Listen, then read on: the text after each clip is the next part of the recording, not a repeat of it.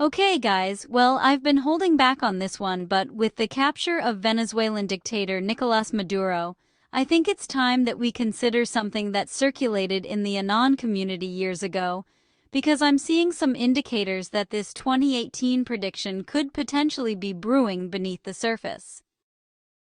First, let's recap that Maduro was indicted in 2020 by a U.S. grand jury, so this capture isn't unprovoked or unprecedented.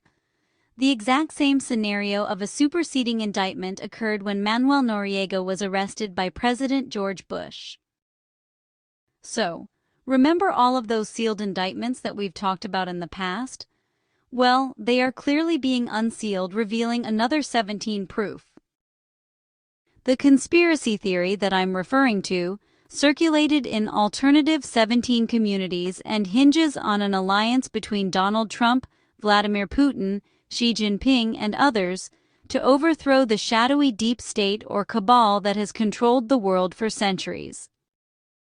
First, it's important to understand that this cabal operates through a triangle of power, consisting of three independent city or states, namely Washington, D.C. for military enforcement, the City of London for financial control via central banks and debt systems, and the Vatican for spiritual or ideological manipulation, including ties to ancient bloodlines and satanic elements. These three hubs work together, orchestrating wars, economic crashes, pandemics, and human trafficking to maintain deep state dominance. If you get nothing else, understand that while there are a small number of puppet masters, they have enormous networks that must be pierced or dismantled that are designed to support and protect them. Everybody knows who they are, but pinning them down requires taking down or flipping all the ones doing the wet work, so to speak. Now, I understand it's hard to believe that such a peculiar alliance could possibly occur between Trump, Putin, and Xi, especially when the players act like enemies. But I have done the homework, and there's an alliance that was established in Trump's first term. If you think this isn't possible, I urge you to watch the video I did on Trump's capitulation tour, putting together key visits to world leaders where each one publicly signaled submission. I'll link it at the end in the description, and if you really want to know if this is all about Trump's ego or something bigger, watch it. It's quite obvious when you're paying attention. This alliance is designed to disrupt the World Economic Forum's term, to end the cabal's plan for a new world order, and to redistribute that power to the people and their elected leaders across the world. It's my understanding that Maduro was given the opportunity to stop the trafficking and get with the program, but he refused, which is probably better anyway because a leopard never changes its spots. Part of the plan was said to be that the world would be reorganized into three primary territories or spheres of influence, each overseen by one of three leaders to ensure stability, prevent future cabals, and implement a fair and equitable economic overhaul. Trump's sphere would encompass North America, Latin and parts of South America, and allied Western nations like Canada, Greenland, and perhaps parts of the European Union. This is why Trump focused on an annexation of Canada, Greenland, and the Panama Canal early in this term. The idea is to abolish the Federal Reserve and really emphasize national sovereignty, with gold-backed currencies at the center. Each day it will become more apparent that Trump is using military operations to drain the swamp in Washington, D.C., and expose Hollywood and elite pedophile rings, so keep your eyes open. Besides Trump's area, there's two other sectors. Putin's sphere would include Russia, Eastern Europe, and former Soviet territories like Belarus, Ukraine, and parts of the Baltics. That war is not about territory. It's a cleanup operation for biolabs and trafficking. Putin's role was described as securing energy resources and countering NATO, which is believed to be a tool of the cabal, eventually leading to a Eurasian bloc that promotes conservative values. So nobody wants to control the world as a dictatorship. They want to secure corrupt governments where the people have been ravaged by dictators and restore their homes and cities. Such innovation is unheard of in today's governments and tells me that this transformation is not more of the status quo of corruption. This is true change. Not empty words, but promises made that are playing out in an ingenious way, and nothing the corrupt puppets say or do is going to stop it. The final world leader in the triangle is Xi Jinping's sphere, which covers China, Southeast Asia, and the Indo-Pacific allies, such as forcibly reunifying Taiwan and influencing Japan and South Korea. So things aren't always as they may seem. Here, Jinping is recast from a communist villain to a reformer who is, supposedly, secretly undermining the Chinese Communist Party's dark cabal ties. His focus is said to be on technological and economic dominance with claims of hidden alliances through BRICS, all aiming to end the dollar dominance. The first thing the sleepers will say is that Trump is not happy with either Putin or Jinping, but those who are aware understand that we are watching a movie that was written and filmed a long time ago. This performance is for the benefit of the people to slowly awaken from their slumber. So this division is designed to create a balanced, non-aggressive world order, inspired by a mix of three superstates in perpetual alliance against threats to guide us into the golden age, until we have evolved. The key elements here include the implementation of Nesara and Gesara, which is a global economic reset known as the National or Global Economic Security and Reformation Act.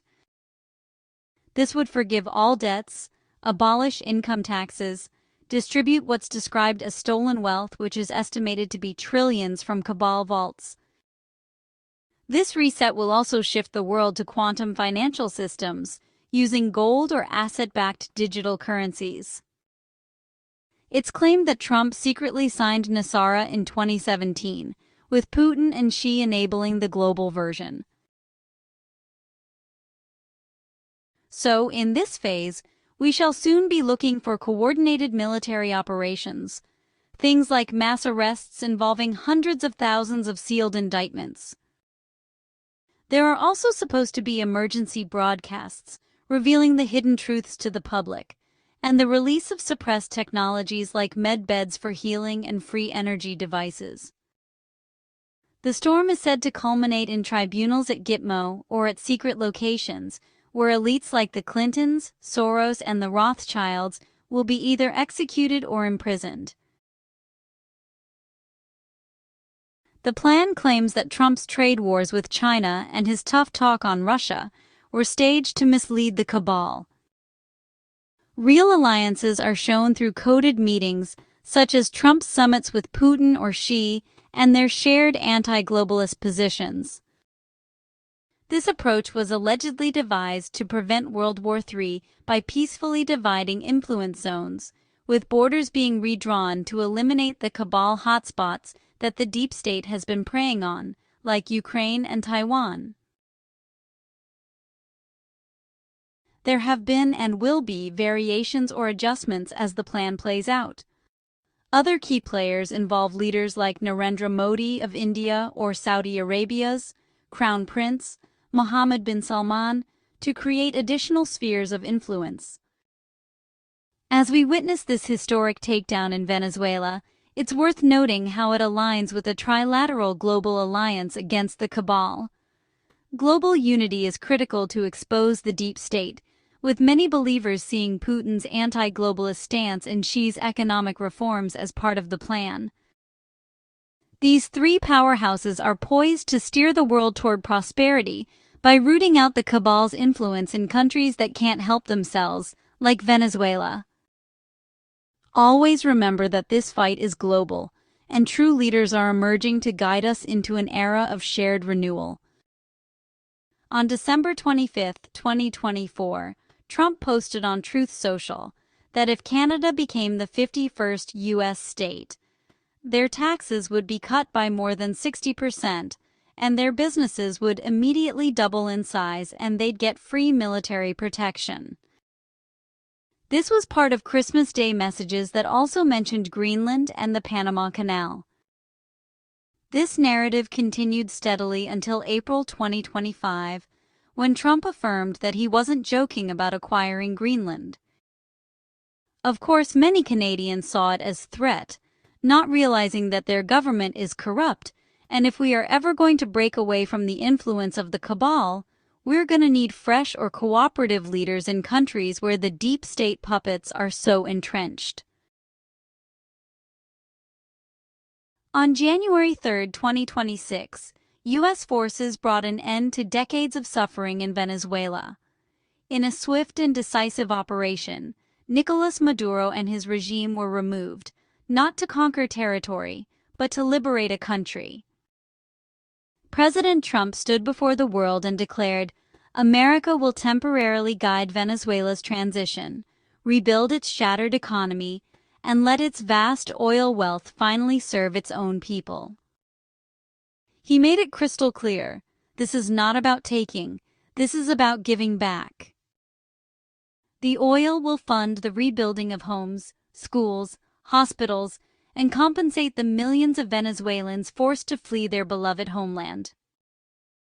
For the first time in years, the streets of Caracas are filled with celebration. Tears of joy from a nation that thought hope was lost forever. But look deeper, guys. This is clearly bigger than one country.